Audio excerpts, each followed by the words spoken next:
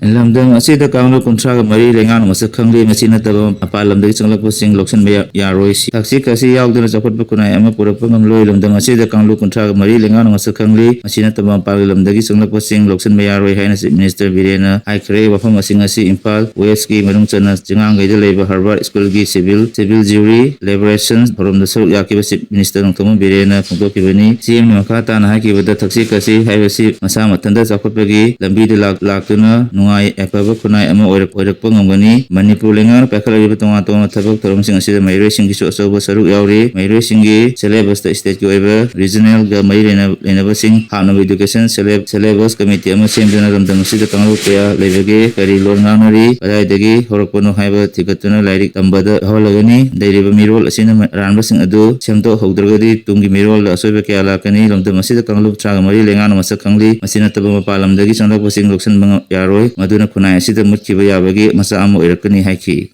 DC Thawang Lathokiba order gi wangda lambi de lawye na nawa honaramba police na chingkre lawrok pantha yorokpo lena na longwi singna lambi de lawye sinba ama de lawutti gari de leba pukalaktuna lambi thadarama sing logi matungina pagalagini haina Thawal DC Hantem Subas IS nangarang order ama thokra matung dangasit lambi de hawbon paisanduna lawye na ba thorang toramba mafam ama law yehin kidre pausina hai DC Thawal ngasi thoki order adu wangda ngasi ayuk Thawal athokpangi arong tude nakal gi lambi de kanglon kaina lambi thingjanduna lawye na ba hawbon Pasandana lairi habi pau phongwadagi Thawal police team amana tangsandana thingbaga loinana atop mafam amada ton kibani hairi lambi tangkai thingjandana lawye amadi lambi de karakpada gari sing lambi de lebak so thadaramba yaroi haina ngarang Thawal disina thokiba order adugi wangmada miya masam makata na siguma thabak asi tobigenu hairabasu lambi gi khudongtiba thorokadabadagi kannaba honabada miyamna su mateng pangbiyu haina disi Thawal miyamda appeal tawrokli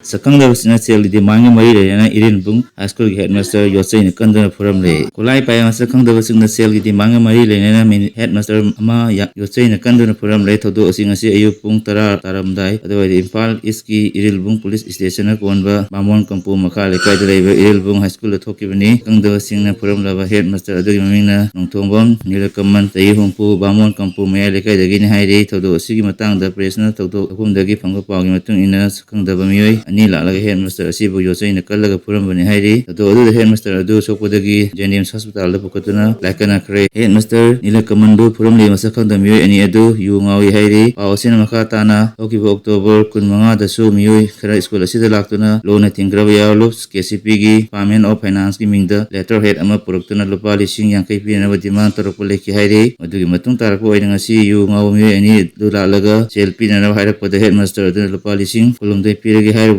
na kallaga purambani hairi amara ma thodo asi hairi ba yawlu asina natraga topa luksingna chathar amlibra haina sabchaba khambangam dre thodo asi bu irin bu hasul oja amadi mahiroi sing amadi bamon kampugi miyam yang da pongtora uli nakal amarom da sakang da singna teli dimanga mai lena iril bung high school gi headmaster nilakaman purambagi thawong bu yang da pongtotuna school asigi oja amadi mahiroi sina wakat mipam phamduna khongjang susan kre school gate mang da susan ki ba khongjang adu da oja phuba yaningde academic zone da oja puramba yaningde education sector bu free zone henbiu haiba thaba play kya sinaki winena siguma tawng asi matungda widena ba mai lena basing asigi oja amadi mairoi singna appeal torokli lenga ke thabak babu mai lena semki bachana kanglon semtok sinjin tawba yaroi supreme court nga si lorokbo yano roi ba judgment amada lenga ke thabak lobu mai lena semki bachana kanglon adu thabak loringi manungda semtok sinjin tawba amadi hongtokpa yaroi hakre hairiba supreme court ki wayal asi india gi chief justice DY Chandrasud na usingba judge manga gi panel na pi ki wayal adugi matung ina khana ba ya ba mai lena basing na pi khaba phawbo lenga ki thabak tawbagi process marak to hongdo honjin amadi semtok sinjin tawba